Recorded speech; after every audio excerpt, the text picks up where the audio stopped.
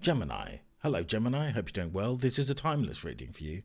So any point in time that you click on this reading could be the right time.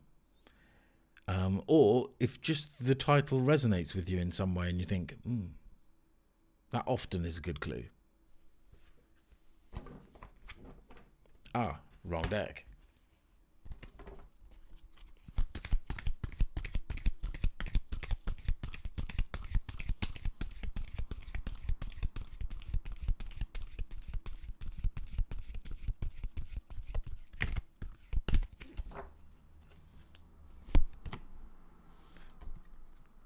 Truth. This came out for someone recently. I can't remember who. But this is similar to the Justice card from the traditional tarot.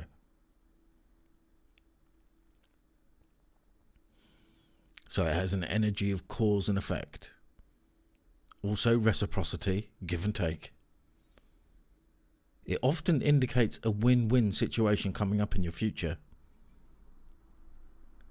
But obviously, as indicated by the card, moreover, there's some sort of truth being revealed.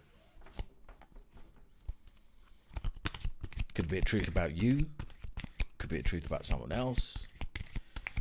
Could be anything. Wow, is that how? Is that how it's going? Is it that bright? It's gone crazy bright. Movement, choices, and decisions. So you can see a few things here in these doorways. There's a couple of rings. There's some coins. There's a leaf. Some clouds. So it looks like you have some choices coming up. So let's just, excuse me while I quickly adjust that scenario.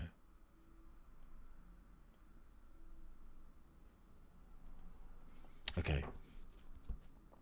Looks like you have some choices coming up and decisions that need to be made. I'm going to pull you one more of these.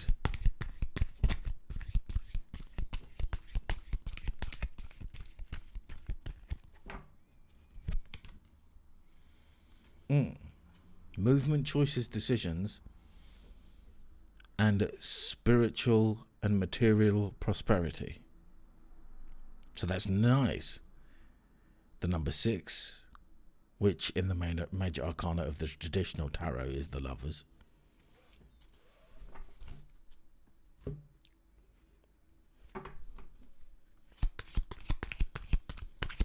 So coming back to this truth card, I think this is an inner truth about yourself being revealed to yourself about yourself.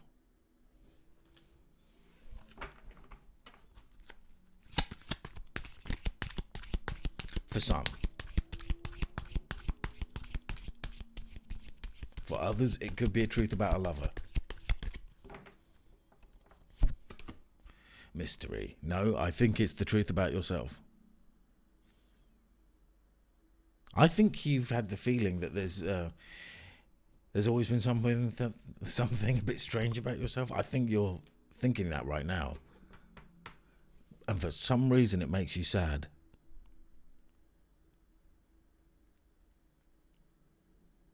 I think there's a truth that you have that makes you feel like the weight of the world is on your shoulders. But don't be sad. But on the spiritual journey of the dark night of the soul, sadness is part of it. Tower moments are part of it. Ten of Swords is part of it.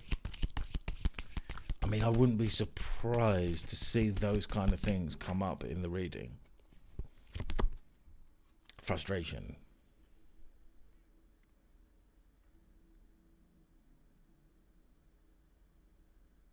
I mean, that card is really quite clear. It's just frustration. Experiencing frustration, something is frustrating you. What's really important here already is what I like to call a classic reading, a mixed bag. A mixed bag. Sometimes when it's like the best cards possible, it can make you think, oh, I don't need to do anything. I like a mixed bag reading. I think it is quite it's a good omen, I think.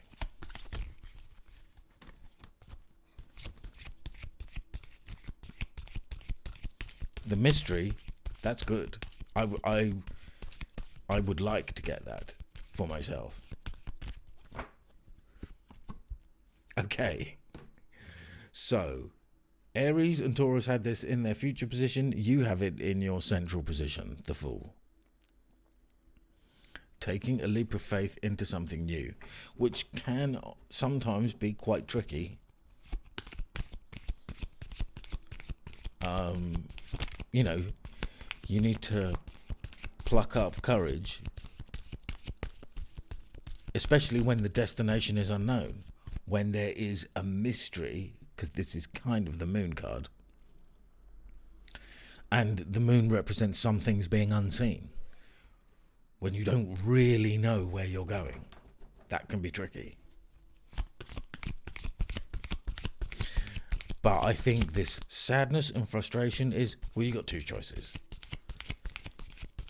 You stay in that energy or you go forward. If you want to get to heaven, you've got to go through hell. And once you're in hell, you've got to keep going. Ah, interesting. And there we go. As if by magic, the moon card is just showing up.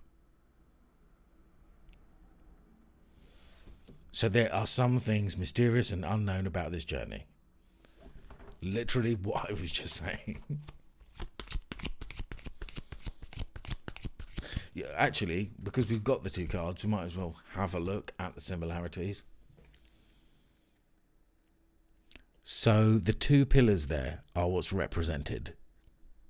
That's how you know it's a representation of the moon card. Influenced by, you know, I'm not saying that someone's been stealing someone else's work or anything like that. It's great. It's great. I love it.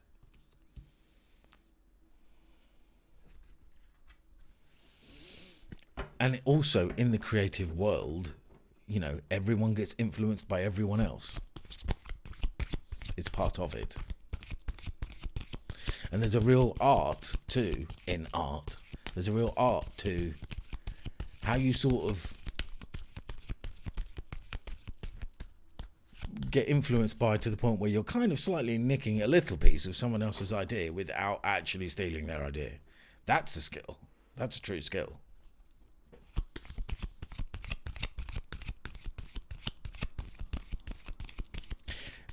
Anyway, I digress. That really didn't really have anything to do with the reading, I don't think. If that did resonate with you, good. So you have had give and take to get the truth card, the kind of the justice card, and then this card in your past position. So you do have people that you can rely upon. That's what that is telling me.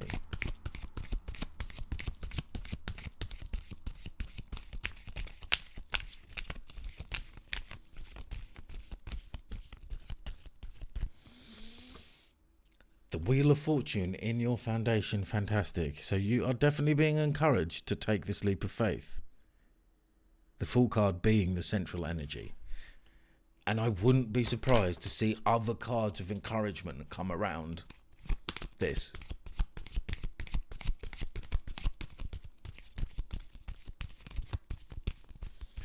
Remember, material and spiritual prosperity is a number 6. And that kind of is making me think of the Six of Pentacles. I don't think it is a representation of it. Now, this is interesting. The Heartbreak card, the Three of Swords. So the book definition is heartbreak, loss, divorce, depression. That kind of thing. I think this is what you want to break free from. Obviously, otherwise you wouldn't be here watching this reading.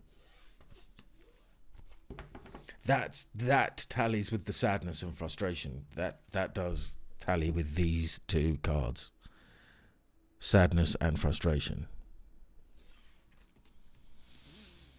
I'm going to pull another card to go alongside that Three of Swords.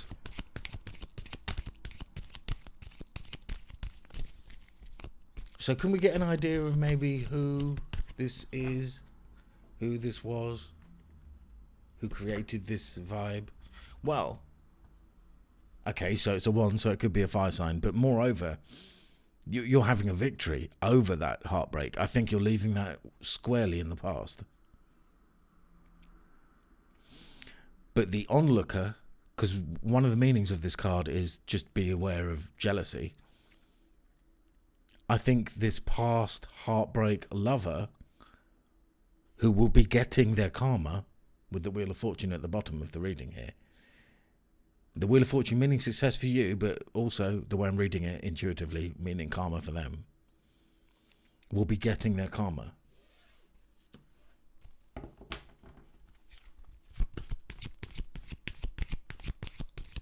That was more of what I was expecting to see. I wasn't really expecting the Three of Swords when I said, I think we're going to get more cards of encouragement. The Six of Wands was exactly kind of what I meant. Not the Three of Swords.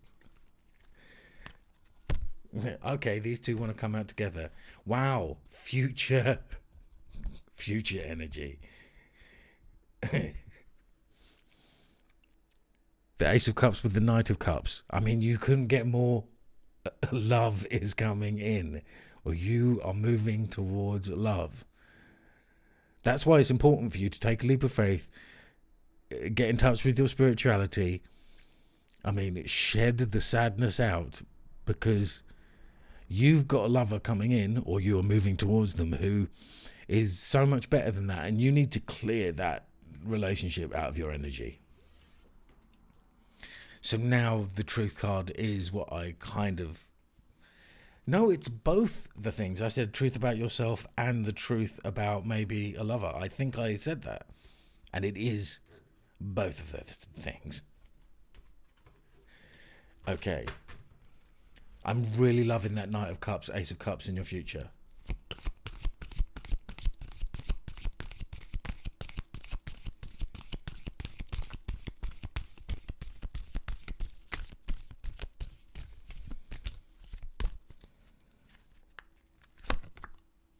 Wow. Four of Wands. Well, considering what we've just had, I think I'm allowed to say marriage.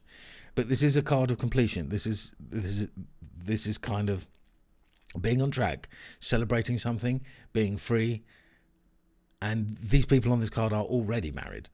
So it's kind of the celebration after. Also, the bunting of flowers there on top of the Four Wands kind of looks like a finish line.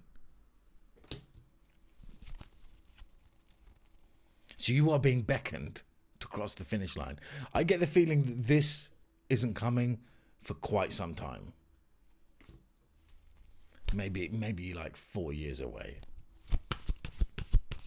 Yeah, maybe 2025, 2026.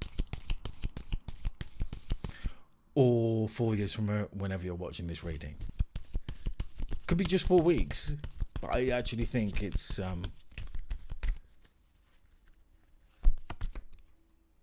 Okay, the High Priestess. So this is back to the spiritual message that is within this reading. Discovering the truth about yourself. Which that past lover that caused upset and heartbreak, no, they weren't allowing you to be in this situation. What I really like about the High Priestess is she represents secrets and mysteries. The word arcana means secrets and mysteries. And considering you've already had this mystery card, and the moon as the crossing energy. So this is massively asking you in your environment position, asking you to trust your intuition. I think you already are, but you could do it more. And remember that there is no limits with the High Priestess. She has limitless potential.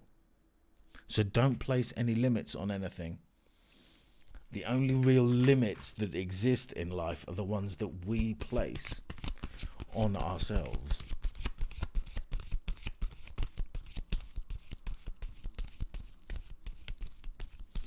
So I remember seeing one of the Rick Rubin documentaries. It is irrelevant, by the way, so I'm just going to say.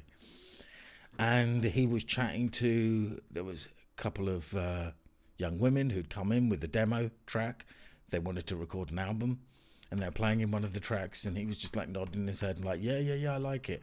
One of them turned around and said, yeah, we didn't want it to sound like this, and we don't want to do that, and then we don't want this, and we don't want that. And he just said, I don't think we should be placing limits right at the very beginning before we've even done anything. Very, very, very wise. Very wise. Wise man. So here we go. You had 3 cards come out while I was yakking. The world. The completion of a cycle.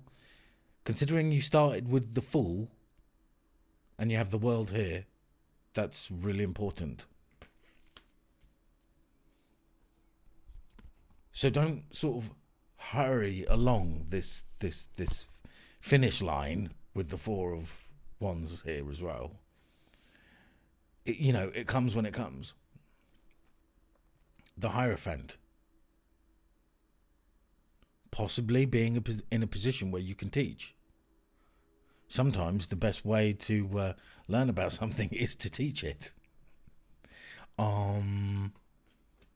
Okay. And in your outcome position, the 4 of Cups. Golden opportunities are the words I'm getting on that. Golden opportunities. I'm going to intuitively cut the deck. And I have. And wow, it's a 9 of Pentacles with an Ace of Swords. With an Ace of Wands. Sorry. Golden opportunities. That's your takeaway. Okay? I'm gonna just pull you an Angel of Light Oracle card. Self-worth. Self-worth bestows a sense of confidence, expectation and success, and ability to love. Decide on clear boundaries and limits and firmly decline to let others step over them or manipulate you. You will earn respect. Respect. When you value yourself, you become open and friendly, slow to take offense and quick to forgive. Remind yourself that you are likable and lovable. Do not let others press your buttons. Stand tall and confident. With true self-worth, you radiate a golden aura, golden opportunities, which enfolds others and makes them feel good too. Ask your angel to step into your aura and guide you. The affirmation for this card is, I am confident and worthwhile. You are confident, Gemini, and worthwhile. Thanks for being here. Don't forget to check your moon and rising sign. Take care. God bless.